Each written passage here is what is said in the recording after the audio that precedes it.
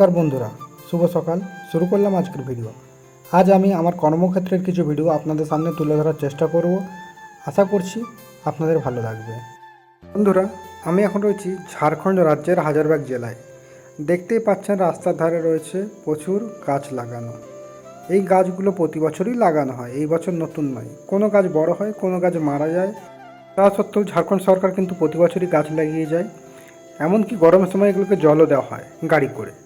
দেখুন, চারিদিকে কিন্তু গাছ লাগানো। কোথাও আম গাছ আছে, কোথাও জাম গাছ, কোথাও কদম, কোথাও সেগুন। যে এই রাস্তায় লাগানো আছে তা নয়, চারদিকেই যেখানেই ফাঁকা রাস্তা দেখি সেখানেই গাছ লাগানো। দেখুন, আশেপাশে ভুট্টারও চাষ হয়েছে। ধান চাষটা এখানে তুলনামূলক কম হয়, আর ভুট্টা চাষটা বেশি হয়। এইখানে ধান চাষটা কিন্তু বছরে একবারই হতে দেখেছি, সেটা হচ্ছে বর্ষাকালে। এছাড়া সবজি কিন্তু প্রতি বছরই হয়ে থাকে। আমাদের যেমনি পশ্চিমবঙ্গে শোনা যায় যে রাঁচি থেকে সবজি আসে, অ্যাকচুয়ালি কিন্তু রাঁচিতে চাষ হয় না, হয় আশেপাশে এলাকাতেই। যখন আমি বাসে করে বাড়ি যাই, তখন দেখি বাসের ছাদের লোড করা থাকে শসা, ফুলকপি, বাঁধাকপি, ধনেপাতা। আর আমাদের পশ্চিমবঙ্গ থেকে যখন আসে বাসটা, তখন ছাদের মধ্যে বেশিরভাগ ইলেকট্রনিক্স জিনিস থাকে, জুতোও থাকে, কাপড় জামাও থাকে। এগুলো প্রায় আমি দেখছি। তবে আমি যে জায়গায় ডিউটি করি সেখানকার রাস্তাগুলো একটু টার্নিংটা বেশি, মানে দূর থেকে বোঝা যায় না কেউ আসছে কি না। দেখুন কেমন টার্নিং, একটু আগে একটু দেখতে পাবেন যে একটা মহিলার সঙ্গে দুর্ঘটনা ঘটতো। কিন্তু যাই হোক, আমার ড্রাইভার ভাইটা খুবই ভালো ছিল, বাঁচিয়ে নিয়েছে। আবার দেখুন এই টার্নিংটাও দেখুন, দূর থেকে কিছু বোঝাই যাচ্ছে না। আর আশেপাশে গাছ থাকার জন্য না রাস্তাটা দূর থেকে দেখা যায় না। দেখুন চারিদিকেই কিন্তু জঙ্গল, যত দূর তাকাবেন জঙ্গল আর পাহাড়ই দেখতে পাবেন।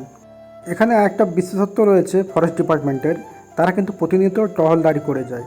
আর কাউকে যদি দেখে যে গাছপালা কেটে নিয়ে যাচ্ছে, তাহলে কিন্তু তাকে সঙ্গে সঙ্গে অ্যারেস্ট করে জেলে পুরে দেওয়া হয়।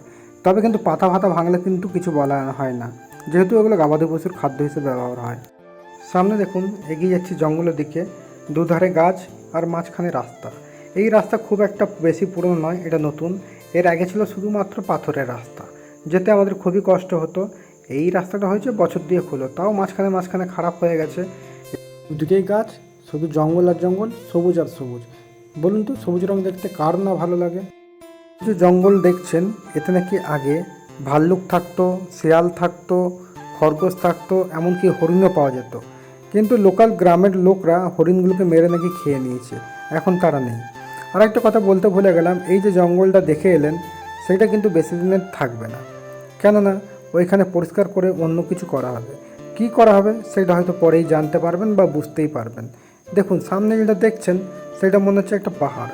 সেটা কিন্তু পাহাড় নয়, আসলে ওটা কি সেটা পরেই বুঝতে পারবেন। কথা বলতে বলতে চলে এসেছি প্রায় আমার অফিসের কাছাকাছি। দেখুন বন্ধুরা, এটাই হচ্ছে আমার অফিস। এই অফিসেই আমি ডিউটি করি। আর তালা বন্ধ, কারণ হচ্ছে চাবিটা আমার কাছে রয়েছে। এই দেখুন, এবার হয়তো বুঝতে পেরেছেন যে ওই পাহাড়ের মতো ওটা কী। আসলে এগুলো হচ্ছে পাথর। কিসের পাথর জানেন? না জানলেও কোনো ব্যাপার না, আমি আপনাদের বুঝিয়ে বলবো। আপনাদের মধ্যে অনেকেই আছে যারা কিন্তু বুঝে গেছে ব্যাপারটা কী বলতে চাইছি। এইটা হচ্ছে অনেক পুরনো ডাম্পিং, তাই গাছপালা বেরিয়ে গেছে। কথা বলতে বলতে আমরা চলে এসেছি মাইন্সের অনেক কাছাকাছি। দেখুন অনেক গাড়ি দাঁড়িয়ে আছে, এইগুলোকে বলে হাইবা অথবা ডাম্পার। এতে করে কয়লা লোড হয়ে ওজন করে যায় রেলওয়ে সাইডিংয়ে।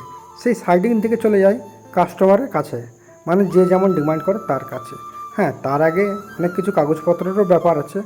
আর দেখুন হাইওয়ার যে দুর্ঘটনা, সেটা আমাদের কাছে একটা নর্মাল ব্যাপার। প্রতিদিন এইরকম না এরকম দেখতেই থাকি। আর দূরে ওই দেখা যাচ্ছে ক্রেনের মতো, ওখানে কাজ চলছে। কিসের কাজ জানেন? ওখানে বেল্ট কনভেয়ার ইনস্টল হচ্ছে। বেল্ট কনভেয়ার হচ্ছে এমন জিনিস, বিনা লরি ট্রাক ছাড়াই কয়লা কিন্তু এক জায়গা থেকে অন্য জায়গায় নিয়ে যাবে এই বেল্টের মাধ্যমে। এতে কিন্তু পরিবেশের দূষণ রক্ষাও সম্ভব। কারণ এই দেখুন হাইওয়া চলছে আর ডাস্ট উড়ে বেড়াচ্ছে। বেল্ট কনভেয়ার কিন্তু ডাস্ট হলেও কম হবে। আর ডিজেল মুক্ত যেহেতু ইলেকট্রিকে চলে, সেই জন্য পরিবেশটাও একটু বাঁচবে। দেখুন মাইন্সে কাজ করা মানে কত ডাস্টের ব্যাপার, তাই না? যেহেতু কাঁচ লাগিয়ে বসে আছি বলে বোঝা যাচ্ছে না, তাই আমরা যারা মাইন্সে কাজ করি তারা কিন্তু মাস্ক ব্যবহার করি। দেখুন আমরা যাচ্ছি একটা নতুন জায়গায়। নতুন জায়গা বলতে এটাকে বলে ভিউ পয়েন্ট। ভিউ পয়েন্ট এই কারণে বলে যে এই ওপরের থেকে মাইন্সের সব কিছু এরিয়া দেখা যায়।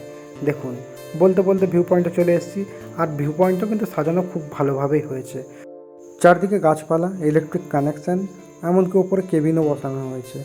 যখনই ওপর থেকে কোনো ভিজিট আসে, সবাই কিন্তু এখান থেকেই মাইন্সটা দেখে।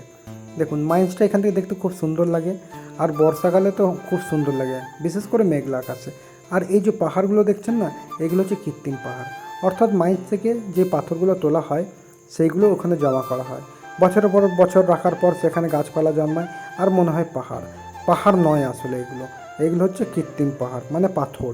এই দেখুন এগুলো জমা করে ওইভাবেই তৈরি করা হয়েছে। পাথর বা মাটিগুলো জমিয়ে রাখার উদ্দেশ্য হচ্ছে কয়লা তুলে নেওয়ার পর যখন মাইন্সটি বন্ধ হয়ে যাবে তখন সেই সব পাথর বা মাটি দিয়ে মাইন্সটি যাতে ভরাট করা হয়। দেখুন এখানেও কিন্তু ডাস্টের কোনো কম নেই, মাইন্স মাত্রই ডাস্ট, সেটা কোল মাইন্স হোক আর মেটাল মাইন্স হোক।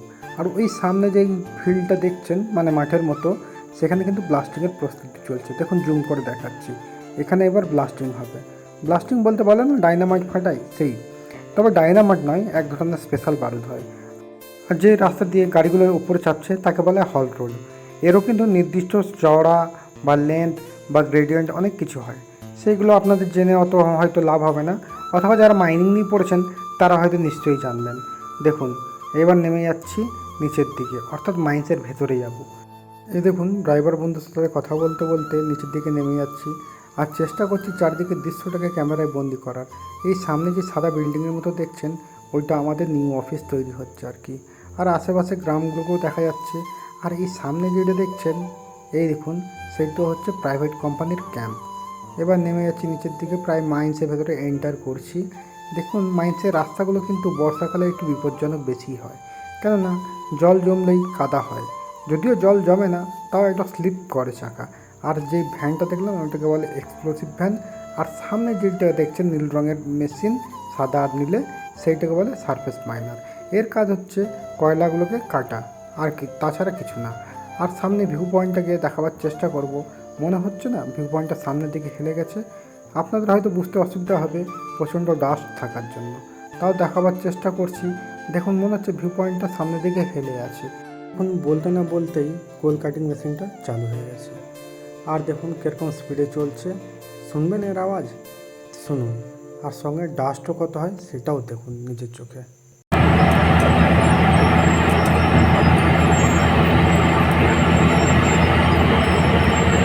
শুনলেন তো যেরকম বিকট আওয়াজ আর সেরকম ডাস্ট। মাইন্স এরিয়াতে কাজ করা কিন্তু খুব একটা চাপ, যদিও আমার জায়গায় এখন নয়, আমার জায়গায় হচ্ছে অফিস। আপনাদের প্রথমেই দেখেছি তার চাবি আমার কাছেই ছিল। দেখুন এইটা আবার রিভার্সে আসছে। এর কাজ হচ্ছে শুধু কয়লা কেটে দেওয়া আর লোডিং করে অন্য মেশিনে, অর্থাৎ লোডারে লোড করে ডাম্পারে দেয়, আর ডাম্পার নিয়ে চলে যায় সাইডিং বা অন্য জায়গায় যেখানে রাখার সেখানে। এই যে এই সারফেস মাইনার মেশিনটাই শুধুমাত্র কয়লার ক্ষেত্রে ব্যবহার করা হয়, পাথরে কিন্তু এই মেশিন কোনো কাজ করবে না। পাথরকে ভাঙার জন্য ব্লাস্টিং করা হয়, সেই ছবিটা আপনাদের দেখালাম জুম করে যে ওখানে ব্লাস্টিংয়ের প্রস্তুতি চলছে। আর দেখুন কেমন ডাস্ট হচ্ছে একবার দেখুন আপনারা, যদিও আগেও দেখেছেন এখনও একটু দেখুন। এই মেশিনটি কিন্তু পুরোপুরি ডিজেলে চলে, ঘন্টায় কত লিটার ডিজেল খায় তার হিসাব কিন্তু আমার কাছে নেই। আর অনেক মাইন্সে আছে ইলেকট্রিকেও অনেক কিছু মেশিন চলে, বড় বড় সবেল। আবার একটা মেশিন আছে ড্রাগ লাইন বলে, সে আবার হাঁটতে পারে কি বলতে কি মানুষের মতো নয়, ও নিজের মতো সরে সরে সরে সরে একটু একটু করে এগিয়ে যায়।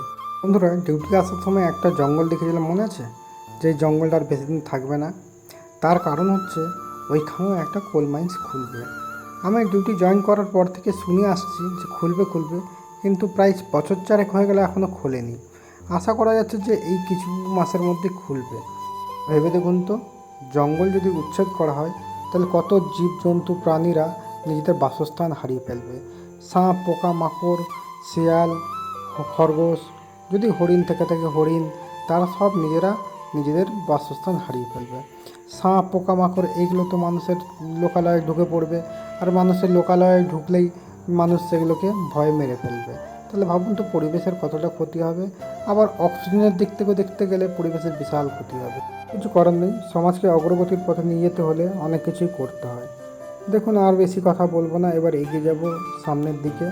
ওই দেখুন ওইটাকে বলা হয় ডাম্পিং, মানে ওই পাহাড়ের স্তূপটাকে আমাদের ভাষায় বলা হয় ডাম্পিং, যেখানে পাথর মাটি এগুলোকে রাখা হয় আলাদা আলাদাভাবে।